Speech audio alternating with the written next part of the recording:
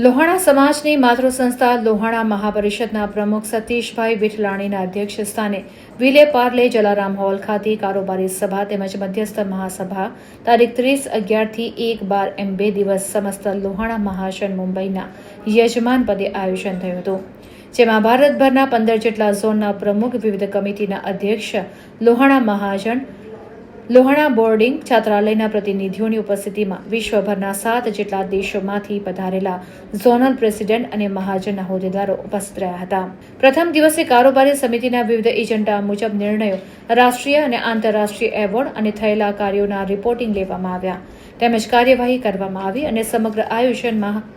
લોહાણા મહાજન, કચ્છી લોહાણા મહાજન, હાલાર લોહાણા મહાજન, નગર ઠઠા લોહાણા મહાજન મુંબઈના યજમાન પદે 2 દિવસીય સંપૂર્ણ આયોજનમાં અનેક મહાનુભાવો ઉપસ્થિત રહ્યા હતા.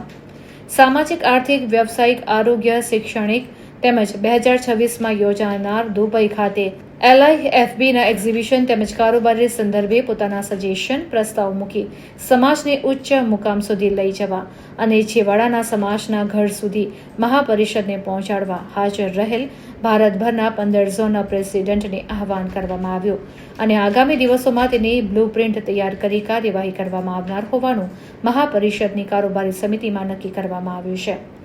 આ તકે કારોબારી તેમજ મધ્યસ્થ મહાસભા શ્રી હલાઈ લોહાણા મહાજન વેરાવળના પ્રમુખ વિક્રમભાઈ તન્ના, સૌરાષ્ટ્ર ઝોન 3ના કૃષ્ણકાંતભાઈ રૂપારેલિયા, યતીનભાઈ કારિયા, ગૌરવ રૂપારેલિયા, ગિરીશ ઠક્કર, ભરત સામૈયા, અનીશ રાંજ ઉપસ્થિત રહ્યા હતા. રિપોર્ટર સોની યોગેશ, વેરાવળ.